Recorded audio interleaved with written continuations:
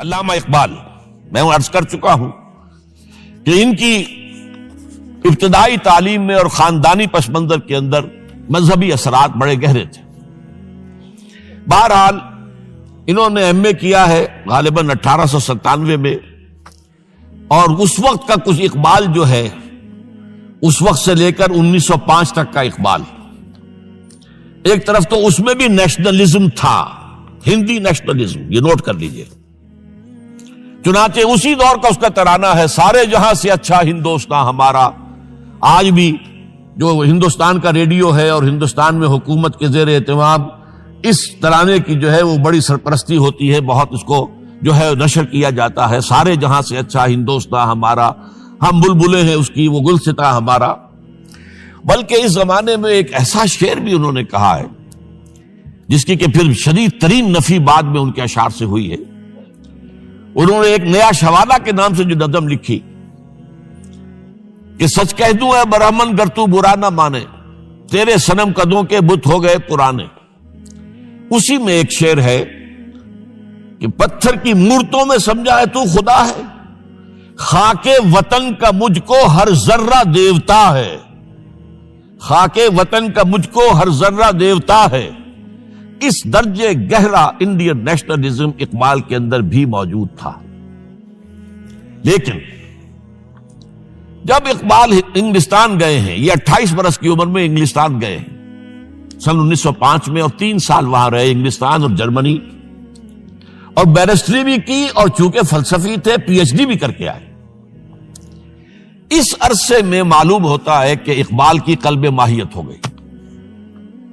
یہ میرا ایک تجربہ ہے، بڑا پرانا ہے، میرا مشاہدہ تھا۔ 1970 میں پہلی مرتبہ میں انگلستان گیا تھا، میرے چھوٹے بھائی وہاں زیر تعلیم تھے، انہوں نے بلایا تھا۔ وہاں میں نے دیکھا کہ یونیورسٹیوں میں پڑھنے والے ایک P H D, 2 P H D کرتے ہوئے لوگ بیٹھتے ہیں، جمعے کے روز قرآن پڑھتے ہیں، درس قرآن ہوتا ہے، اور وہ ایک دوسرے سے قرآن پڑھ کے سنتے بھی ہیں تاکہ جو تجوید کی غلطیاں ہوں ان کی تصحیح ہو سکے۔ اور میں نے سوچا کہ پاکستان میں اس سطح کے لوگ جو ہیں کبھی اس قسم کی مصروفیت میں مبتلا مجھے تو نظر نہیں آئے۔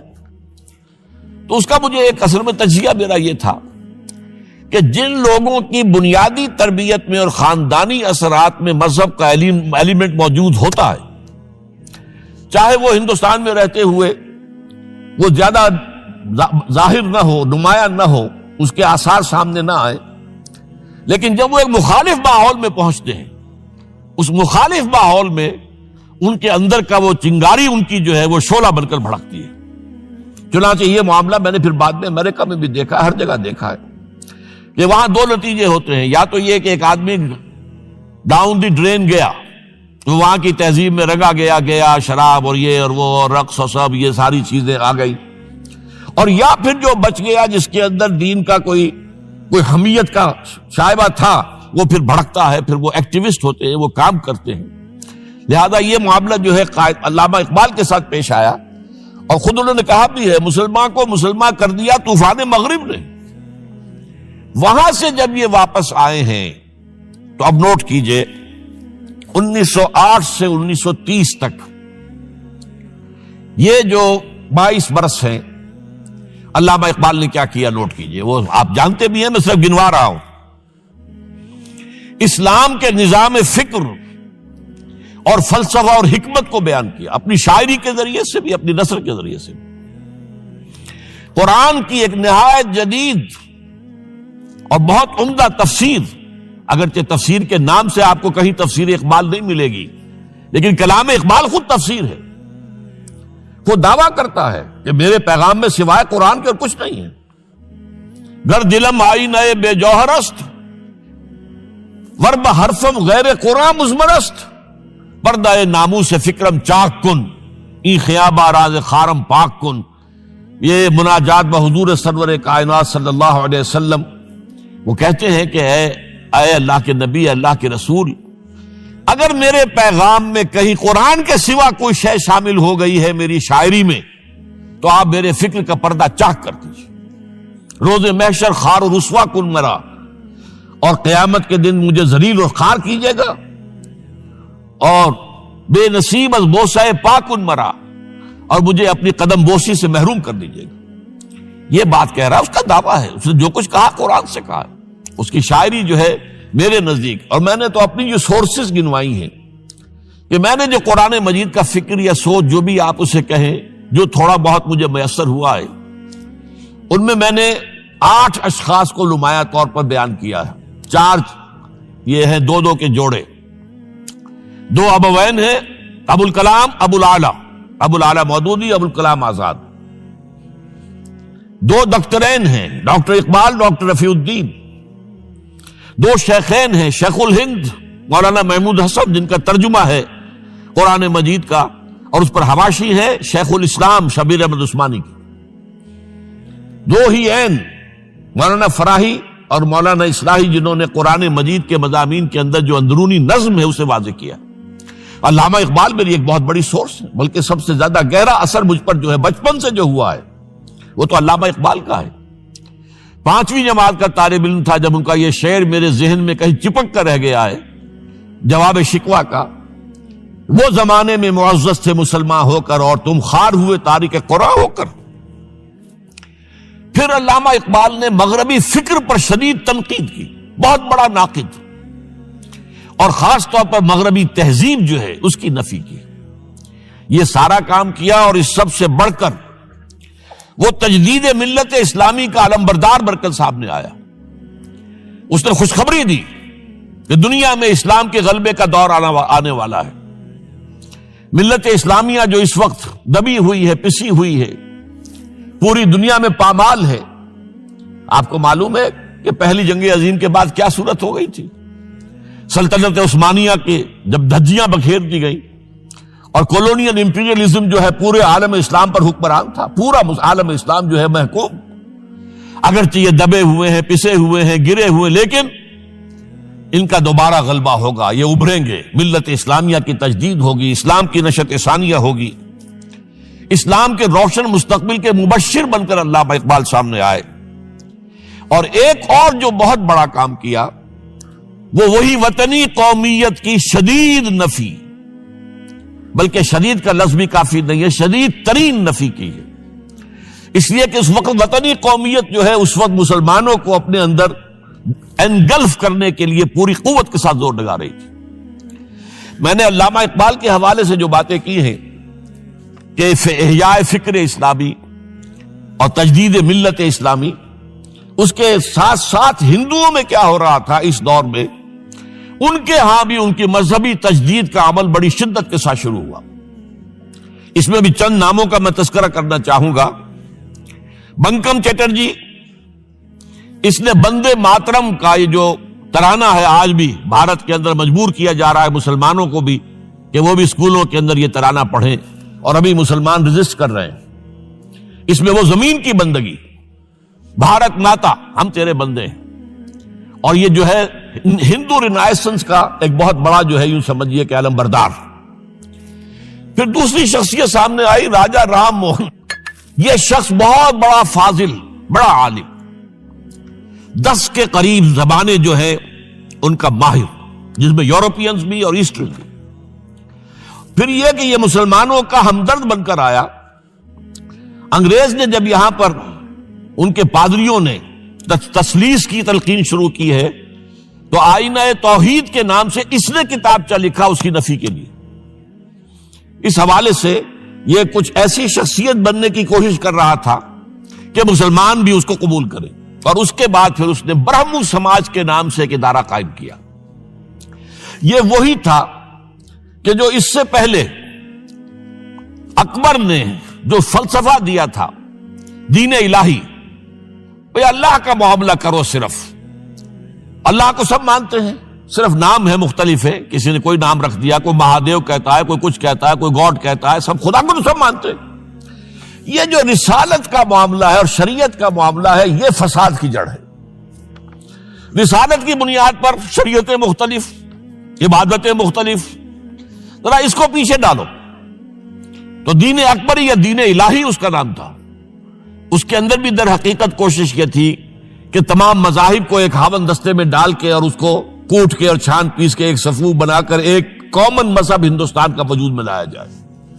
بہرحال اس وقت اللہ تعالیٰ نے کھڑا کیا ہے حضرت مجدد الفسانی رحمۃ اللہ علیہ کو کہ جنہوں نے اس فتنے کی سرکوبی کی. اس نے بھی مجلس ازدی کے نام سے ایسا ہی ادارہ شروع کیا، اور یہ گویا کہ ٹھنڈی چھری کے مانند، اس لیے کہ اسلام کا دار و مدار تو رسالت پر ہے. بقول اقبال بمصطفیٰ برساں خویش را کے دی ہماؤست، اگر بہو نہ رسیدی تمام بول حبیست. اسلام کا تو سارا معاملہ، دین جو ہے اس کا سارا جو مدار دار و مدار ہے وہ رسالت پر ہے، نبوت پر ہے، اسی پر شریعت کا سارا دار و مدار ہے. رسالت سے کاٹ دیجئے، حدیث سے کاٹ دیجئے، سنت سے کاٹ دیجئے، تو پھر قرآن کو پھر موم کی ناک بنا کر جو چاہیں آپ تعبیر کر لیں، جو چاہیں تشریح کر لیں، جدھر چاہیں اسے موم کی ناک کی طرح بوٹ کر لے جائیں. بہرحال اس معاملے میں بھی پھر ایک تیسری تحریک جو شروع ہوئی وہ بہت ملیٹنٹ تھی، آریہ سماج، دیانند سرسوتی نے. یہ ملیٹنٹ تھی اور بڑی اس کی جو ہے پذیرائی ہوئی ہندو معاشرے میں. انہوں نے کھل کر یہ کہا کہ ہندوستان صرف ہندوؤں کا ملک ہے، یہاں مسلمانوں کے لیے کوئی جگہ نہیں، لہذا یا ہندو ہو جائیں مسلمان اور یا پھر یہاں سے ہجرت کر جائیں. کھل کر آریہ سماج، اسی کے تحت پھر مہاسبھا بنی، اسی کے تحت RSS، انتہائی ملیٹنٹ آرگنائزیشن جو ہے ہندوؤں کی. یہ سب جو ہے دیانند سرسوتی کا. یہ اسی طریقے سے پھر شدھی کی تحریک شروع ہو چکی تھی، ریکلیم کرو مسلمانوں کو. یہ ہم ہی میں سے تھے، ان کے آباء و اجداد کہیں جو ہے مسلمان ہو گئے، انہیں واپس لو. چنانچہ راجستھان کے علاقے میں جہاں بڑی جہالت تھی، مسلمانوں میں علم نہیں تھا، بس کہیں بزرگوں کے کسی زیر اثر فیض سے، کسی صوفی کے وہ اسلام تو لے آئے لیکن تربیت کا کوئی انتظام ہوا ہی نہیں، مسلمان حکومتوں نے کیا ہی نہیں، کچھ بھی نہیں کیا. تو نتیجہ یہ نکلا کہ بڑے پیمانے پر شدھی کی تحریک ہو رہی تھی. میوات کے علاقے میں بڑی تیزی کے ساتھ مسلمان جو میو تھے وہ ہندو ہو رہے تھے. اسی پر تحریک اٹھائی ہے مولانا الیاس رحمت اللہ علیہ نے. ان کا مقابلہ کرنے کے لیے، اس تحریک کا، اس شدھی کی تحریک کا مقابلہ کرنے کے لیے یہ تبلیغی جماعت کا نظام بنایا تھا کہ بس 6 باتیں لو اور جاؤ، دیہات میں جاؤ، چنے لے کر گڑ لے کر جاؤ، کسی کا کھانا نہ کھاؤ، اپنا کھانا کھاؤ، کوئی تنخواہ نہیں، اور دین کی تبلیغ کرو. یہ نظام ان کا در حقیقت اسی شدھی کی تحریک کے جواب میں شروع ہوا. پھر سنگٹن کی تحریک شروع ہوئی کہ ہندوؤں کو سب کو جمع کر لیا جائے.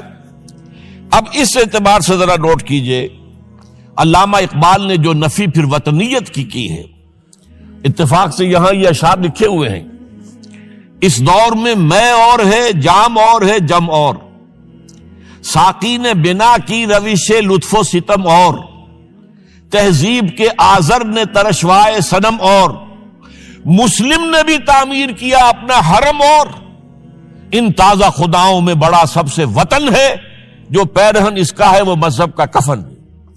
اب ذرا قلب ماہیت کا اندازہ کیجئے. وہی شخص جو کہہ رہا تھا کہ خاک وطن کا مجھ کو ہر ذرہ دیوتا ہے، وہ آج اس وطن کو ایک سب سے بڑا بت قرار دے کر اور اس کا قلع کما کرنے کے لیے کس قدر زوردار الفاظ جو ہے. اور یہی دوسری طرف یہ بت کہ تراشیدہ تہذیب نوی ہے. یہ جو نیشن سٹیٹ کا تصور ہے، یہ 18ویں صدی سے یورپ میں شروع ہوا. نیشن سٹیٹ، ایک ملک میں رہنے والے سب شہری ہیں، برابر ہیں، اور ان کے اندر مذہب کا اختلاف ہو، یہ اس کا کوئی حیثیت نہیں. مذہب تو پرائیویٹ معاملہ ہے، ہاں جو سرکاری سطح پر ہوگا معاملہ، اجتماعی معاملات جو ہے وہ کسی مذہب سے طے نہیں ہوں گے. یہ نیشن سٹیٹ کا تصور، یہ بت کہ تراشیدہ تہذیب نوی ہے، غارت گرے کاشانہ دین نبوی ہے، بازو تیرا توحید کی قوت سے قوی ہے، اسلام تیرا دیس ہے تو مصطفی ہے، نہ زارہ دیری نہ زمانے کو دکھا دے، اے مصطفی خاک میں اس بت کو ملا دے. اس سے بھی زیادہ مجھے ملا ہے ایک ان کے قطعہ جو ہے: منزل راہ رواں دور بھی دشوار بھی ہے، کوئی اس قافلے میں قافلہ سالار بھی ہے، بڑھ کے خیبر سے ہے یہ مارکہ دین و وطن. خیبر، غزوہ خیبر سے کہیں بڑھ کر یہ دین و وطن کا مارکہ، کہ ہمارے نزدیک ہماری قومیت کی بنیاد ہمارا دین. آج دنیا یہ کہتی ہے کہ قومیت کی بنیاد وطن ہے. یہ جو مارکہ دین و وطن ہے، بڑھ کے خیبر سے ہے یہ مارکہ دین و وطن. اس زمانے میں کوئی حیدر کرار بھی ہے، تو واقعہ یہ ہے کہ علامہ اقبال نے اس سلسلے میں وہ رول بھی پلے کیا کہ جو حضرت مجدد الفسانی رحمت اللہ علیہ نے دین اکبری کا قلع قبا کرنے میں ادا کیا تھا، اور اس میں کوئی شک نہیں ہے۔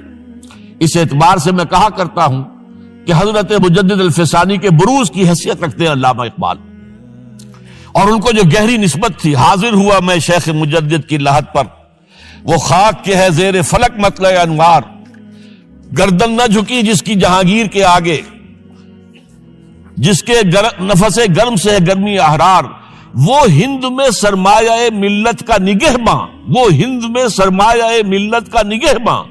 ملت کا سرمایہ تو سارا کا سارا جو ہے ایمان بالرسالت سے۔ آپ حضرت مجدد الفسانی کے خطوط پڑھیے، سب سے زیادہ زور اطاعت رسول، اطاعت رسول، اطاعت رسول، اطاعت رسول۔ جس کی جڑ کاٹنے کی کوشش کی تھی دین الہی کے ذریعے سے اکبر نے، اس کو دوبارہ مستحکم کیا ہے وہ مجدد الفسانی رحمت اللہ علیہ نے۔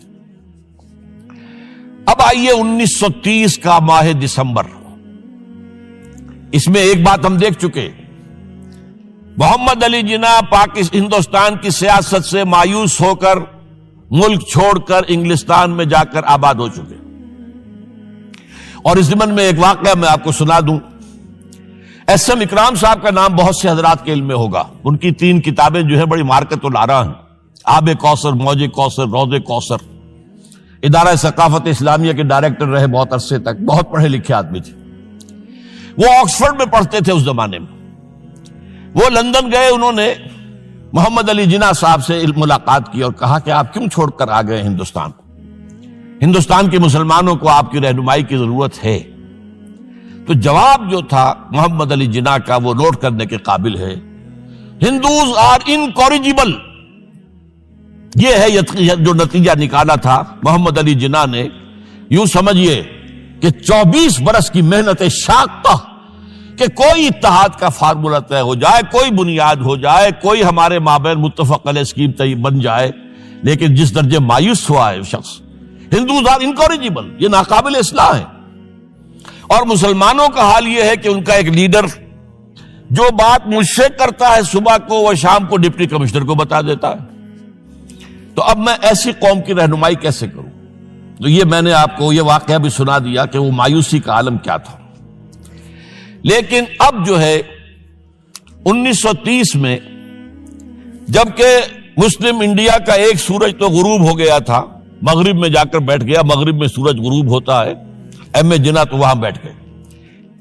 ایک سورج اب طلوع ہوا ہے مسلم لیگ کے پلیٹ فارم پر، یہ ہے علامہ اقبال۔ 1930 کا جو ان کا خطبہ ہے الہ آباد کا، وہ بہت اہم، بہت اہم، بہت اہم۔ ایک تو یہ کہ انہوں نے اپنی شاعری کے ذریعے سے وطنیت کی جو نفی کی تھی اور مسلم قومیت کا جو اس بات کیا تھا، اسے ایک فلسفیانہ انداز میں، سوشیولوجی، عمرانیات کے مسلمہ اصولوں کی روشنی میں جس طریقے سے مدلل بیان کیا ہے، اس اعتبار سے وہ ایک بہت قیمتی دستاویز ہے۔ لیکن اس کے ساتھ ہی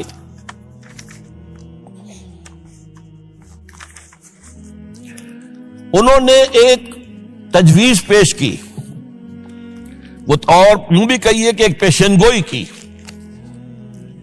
وہ پیشن گوئی یہ تھی کہ ہندوستان کے شمال مغرب میں ایک مسلمان ریاست قائم ہوگی، اور پھر یہ بھی کہا میں مطالبہ کرتا ہوں کہ وہ قائم ہو۔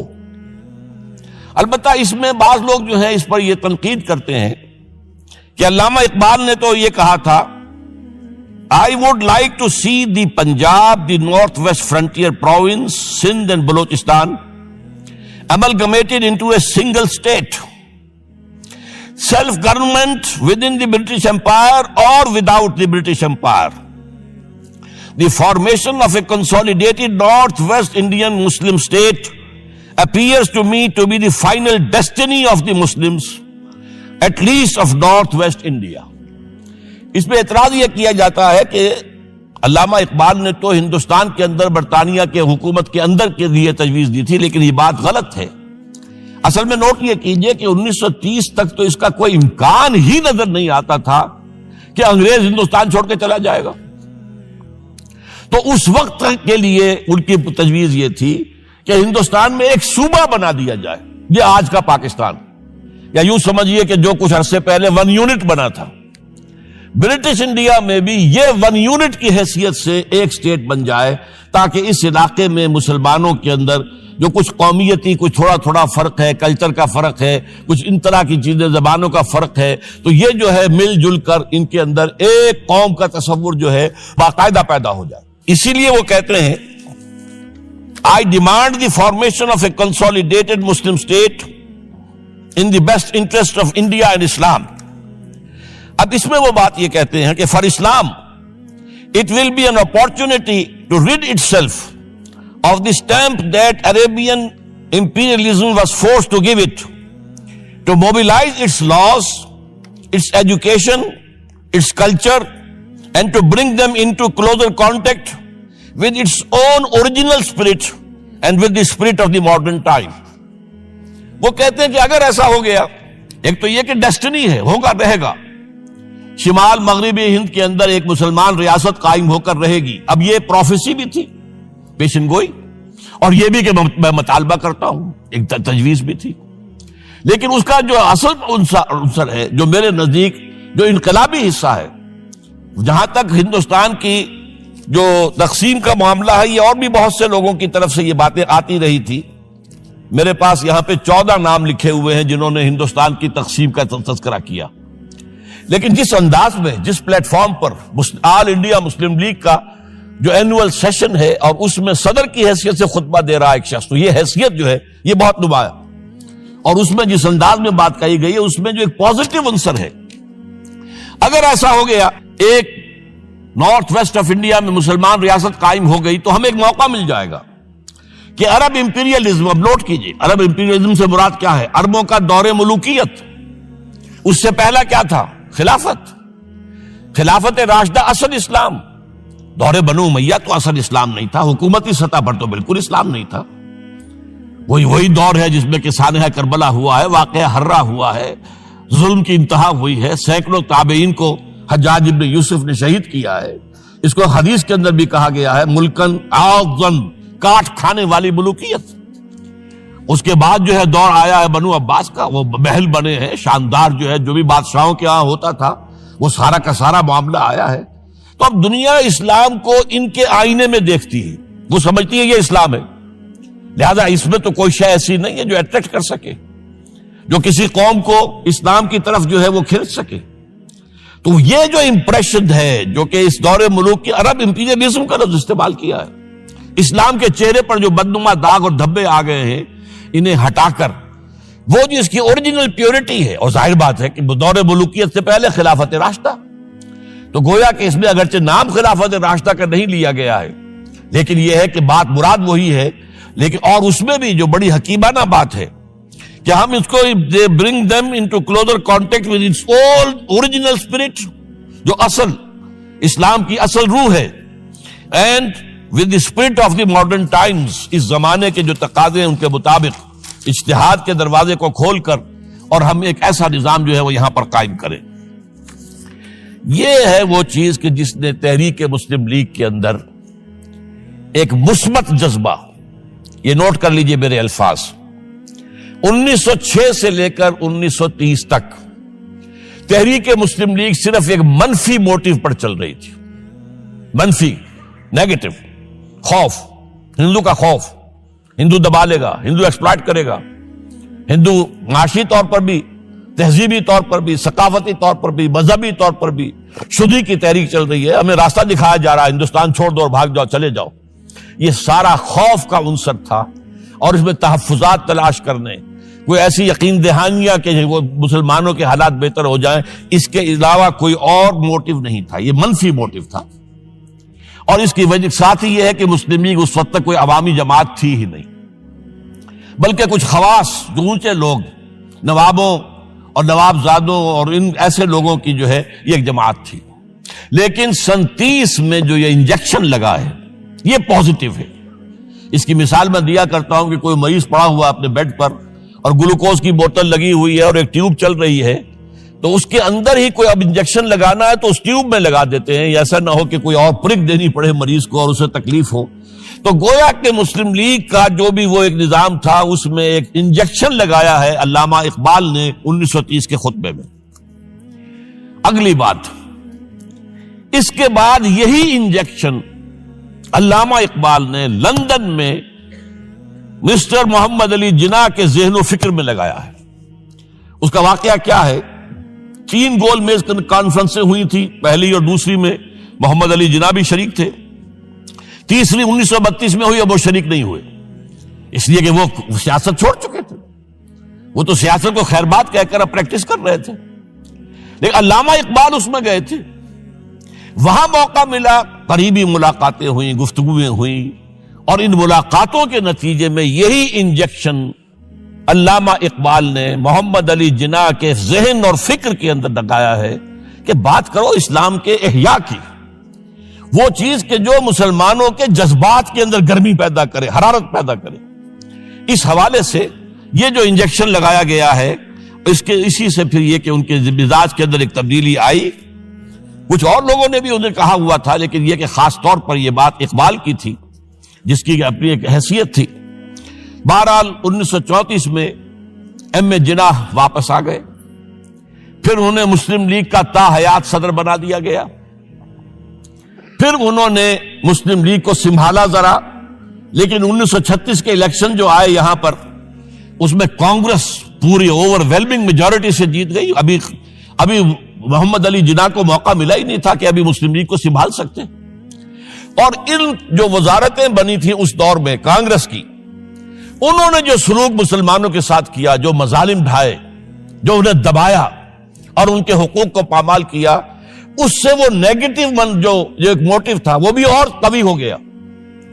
اور اس کے بعد پھر محمد علی جناح نے 1937 سے لے کر 1947 تک، ایک لفظ میں استعمال کر رہا ہوں، آپ گھبرا نہ جائیں، 1937 سے 1947 تک اسلام کی قوالی گائی.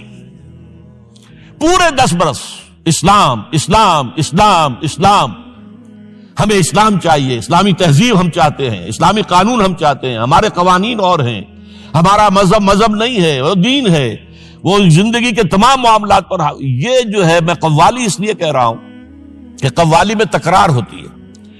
جس تکرار کے ساتھ یہ اب اس موقع پر آ کر محمد علی جناح قائد اعظم بن گئے. مسلمانوں کے دلوں کی بات، اقبال نے جو ولولہ پیدا کر دیا تھا، ایک ولولہ تازہ دیا میں نے دلوں کو، لاہور سے تا خاک بخارا اور سمرقند. وہ جو ولولہ تھا، جو غلغلہ تھا، اب محمد علی جناح کی زبان سے جب وہ بات آئی ہے تو یہ مسلمانوں کے دل کی آواز تھی، ان کی روح کی پکار تھی. لہذا اب مسلم لیگ ایک عوامی جماعت بنی اور محمد علی جناح اب قائد اعظم قرار پائے. اب اس معاملے میں چاہتا ہوں ذرا، کیونکہ یہ بات نئی سی ہوگی، میرے اس تجزیے کے روح سے نظریہ پاکستان اسلام اور اسلام کا احیاء خلافت راشدہ کے مفہوم میں، اور اس کا خالق اقبال ہے، اس میں کوئی شک نہیں. قائد اعظم تک بھی یہ بات پہنچانے والا اقبال ہے، اور پھر اسی پر قائد اعظم نے عمل کیا ہے. تو اس چیز کو بہت سے لوگ جو ہیں آسانی کے ساتھ تسلیم نہیں کریں گے، لیکن میں یہ چاہتا ہوں کہ خود قائد اعظم نے علامہ اقبال کے بارے میں جو کچھ کہا ہے اس کی 2 کوٹیشنز آپ کے سامنے رکھ دوں. کلکتہ 21 اپریل 1938 کو علامہ اقبال کا انتقال ہوا. اس وقت کلکتے میں ایک بہت بڑا جلسہ ہو رہا تھا فلسطین کے مسئلے پر غور کرنے کے لیے. قائد اعظم اس کے چیف مقرر تھے. اب یہ خبر پڑھیے.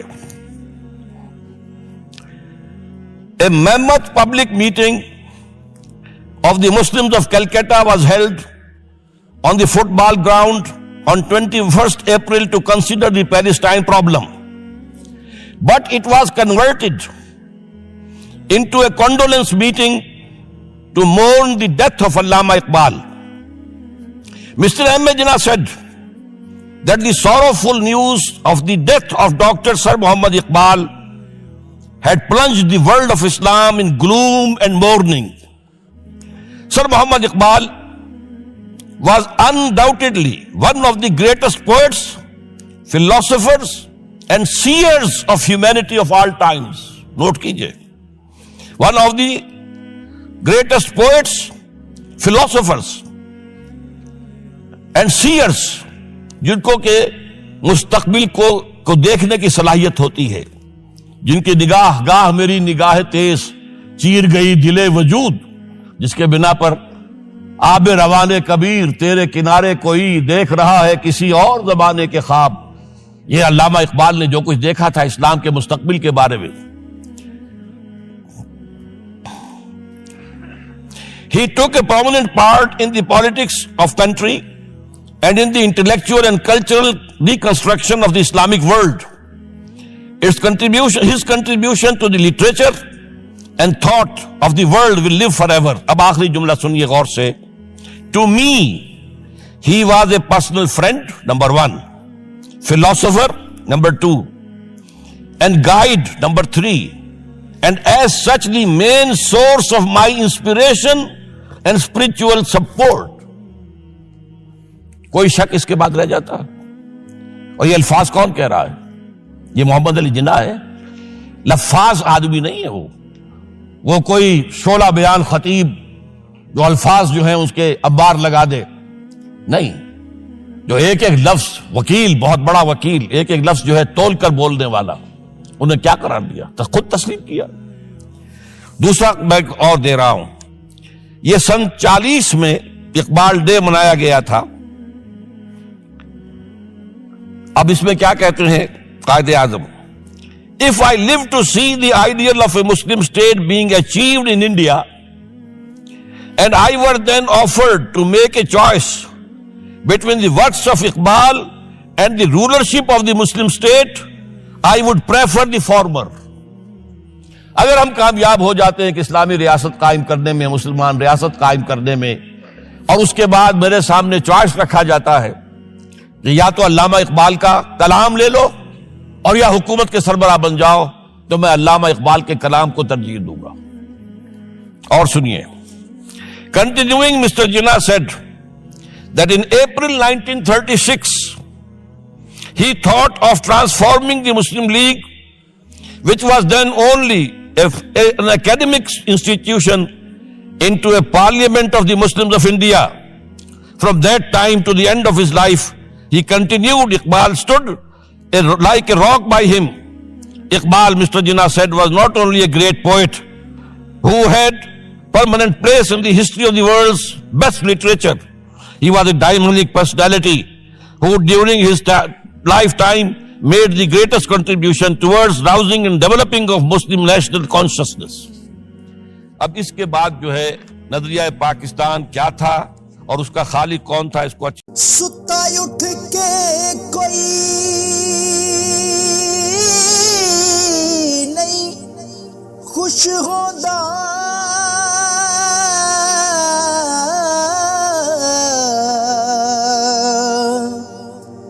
بڑے ستے جگا کے میں ویکھیا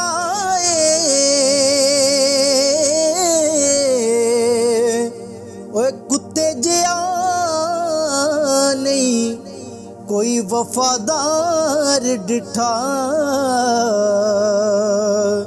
تے ٹکر سکا بھی پا کے ویکھ آئے.